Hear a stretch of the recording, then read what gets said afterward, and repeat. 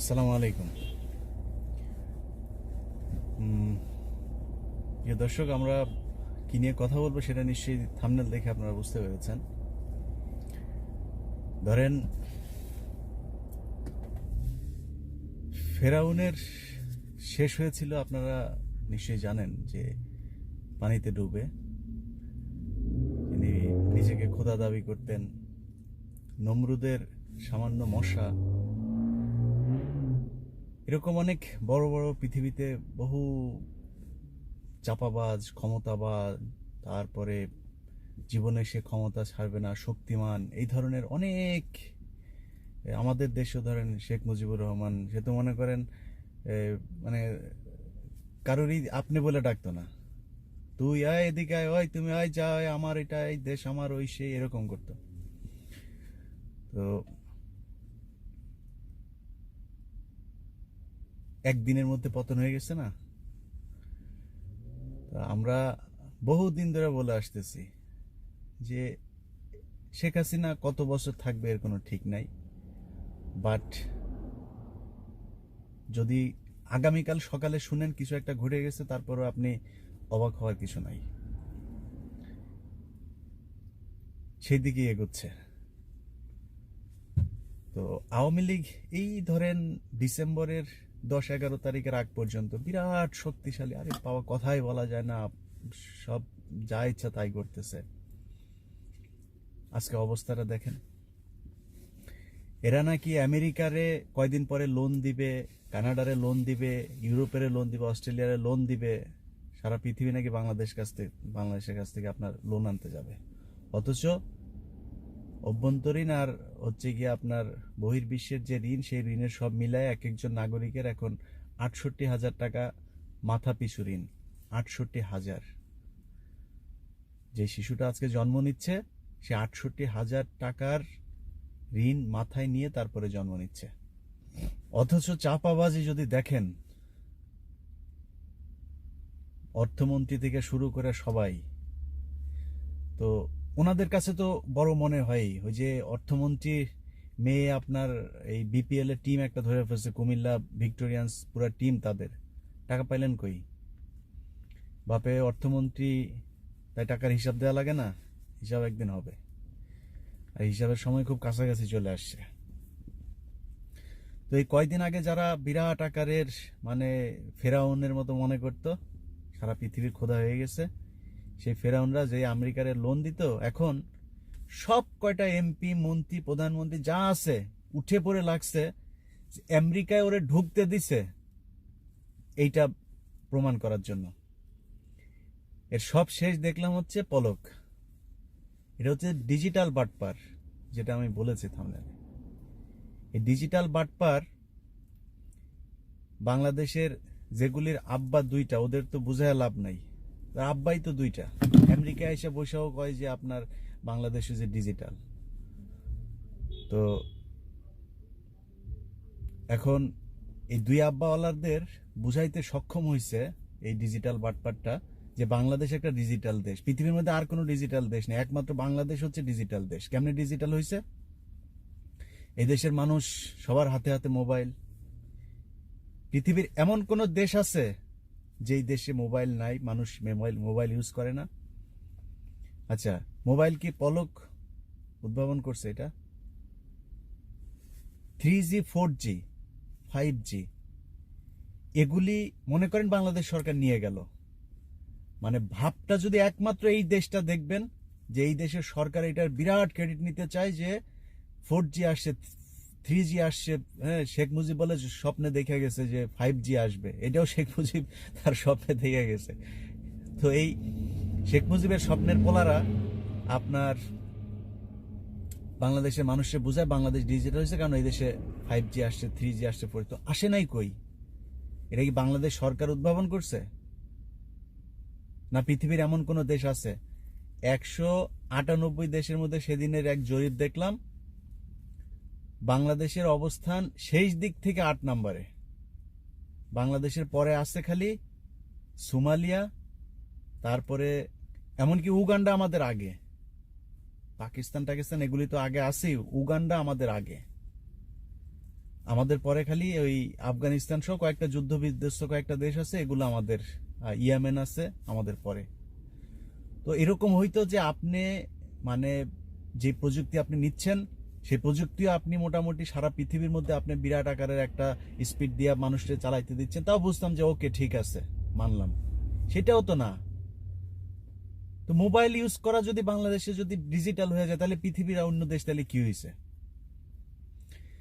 যদি এরকম হইতো যে মোবাইলের অ্যাপ কিংবা ইন্টারনেট এইসব দিয়ে গ্রামের মানুষ আজকে বিদেশে যাওয়ার জন্য বাসায় বসে তারপরে হচ্ছে গিয়ে বিদেশ যাওয়ার কোন দেশে যাইতে পারবে সেই দেশে যাওয়ার জন্য আপনার প্রবাসী কল্যাণ যেই মন্ত্রণালয় আছে সেই মন্ত্রণালয় থেকে করে তারপরে বিদেশ চলে যেতে পারতো, ঠিক আছে, মানতাম যে ওকে ঠিক আছে, মানুষ কিছু একটা। এখন পর্যন্ত একটা মানুষের আইডি কার্ড বানাইতে পারেন নাই ডিজিটাল, আপনারা আবার ডিজিটাল বাংলাদেশ। 1.5 কোটি মানুষ বাইরে থাকে, বিশেষ করে মধ্যপ্রাচ্যের মানুষগুলি। সৌদি আরবে যাইতে 5 লাখ 7 লাখ টাকা লাগে, পারছে ডিজিটাল পদ্ধতিতে যাইতে? সো কোন দিক থেকে বাংলাদেশ ডিজিটাল হয়েছে ওইটা একটু নিজেরা চিন্তা করেন। এই ডিজিটাল বানানোর জন্য এই যে যে বাটপার এই পলক হচ্ছে গিয়ে এক এক অ্যাপ বানাইছে, যে অ্যাপ বানায় তারপরে করছে কি আপনার 3 কোটি 4 কোটি 10 কোটি 12 কোটি টাকা পর্যন্ত এক এক অ্যাপের খরচ দেখাইছে। যে অ্যাপ যদি আপনি বানাইতে দেন, প্রফেশনাল যারা এইসব কাজ করে তাদের সর্বোচ্চ আপনার 20,000 25,000 30,000 টাকা আপনি করতে পারবেন। আমার পরিচিত একজন আমার বলছে, ভাই আপনি ই করেন, আমরা তো এরকম 40-50,000 টাকা নিয়ে আমরা এমনিতেই করে দিব না, ঠিক আছে। তো এই হচ্ছে একটা অ্যাপের খরচ, সেই অ্যাপ বানাইছে, সেই অ্যাপ দিয়ে আপনারা যারা বাংলাদেশে আছেন ওই অ্যাপের কি কি সুযোগ সুবিধা পান ওইটা আপনারাই নিজেরা চিন্তা করেন, আমার এটা বলার দরকার নেই আমেরিকাতে বসে। এবারবার সবশেষ এক ওয়ার্ল্ড ব্যাংকের এক চিঠি সে দেখাইছে তার ফেসবুকে, আপনারা যদি যান জুনায়েদ আহমেদ পলক, যা দেখবেন এই কয়েকদিনে সে খুব চেষ্টা করতেছে যে সে আমেরিকায় আসছিল এইটা প্রমাণ করার জন্য। এইটা প্রমাণ করা ওদের জন্য এখন বিরাট সম্মানের ব্যাপার হয়ে দাঁড়াচ্ছে, আমেরিকার ভিসাটাও ঠিক আছে, এইটা প্রমাণ করতে পারাটা আসলে কারোরই ঠিক নাই। এই পর্যন্ত বহুত সচিব, শাহরিয়ার কবির থেকে শুরু করে মন্ত্রণালয়ের অনেকে, পুলিশের ঊর্ধ্বতন, সেনাবাহিনীর ঊর্ধ্বতন অনেকজনের ভিসা তারা দেয়নি। ভিসা ছিল, ঢুকতে দেয়নি, ইমিগ্রেশন আটকায় দিছে।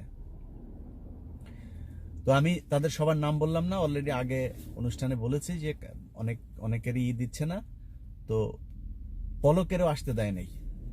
এখন পলক এটা প্রমাণ করতেছে কিভাবে দেখেন, একটা চিঠি ওনাকে ওয়ার্ল্ড ব্যাংক দিছে, ওকে, তো চিঠি তো দিছে, এটা প্রি শিডিউল ছিল, আপনার চিঠি দিচ্ছে ওটা তো আমরা জানি।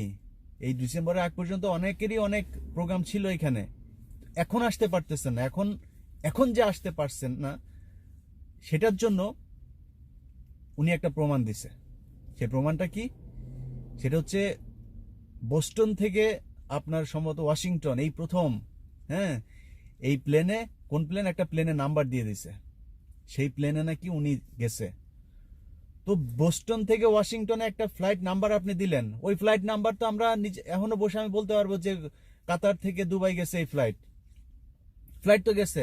আপনি যে গেছেন ওই ফ্লাইটের টিকিটটা দেখায় দেন। আপনি আপনার ফেসবুকে বিভিন্ন পত্রিকা, টেলিভিশন, আপনাদের গৃহপালিত কুকুর সাংবাদিক যারা আছে তাদেরকে দিয়ে নিউজ করাইতেছেন, তাদেরকে টিকিটটা দিয়ে দেন। গেল এই পর্যন্ত, যা বুঝার বুঝেন আপনারা, আমি জাস্ট বলে যাচ্ছি সংক্ষেপে। এরপর হচ্ছে সে আমেরিকাতে আসছে, ধরলাম আমেরিকাতে আসলেন, ফ্লাইট বিশ্বাস করে টিকিট নাম্বার দেন নাই, তারপরে ধরলাম আপনি আসছেন। কনফারেন্সে যে আপনি ছিলেন, আপনারা তো মানে এখানে যখন ইউনাইটেড নেশনের ইতে আসেন ওটার বাথরুমে একটু ঢুকতে পারছেন, ওইটাও আপনারা সেলফি দিয়ে তারপরে দিয়ে দেন।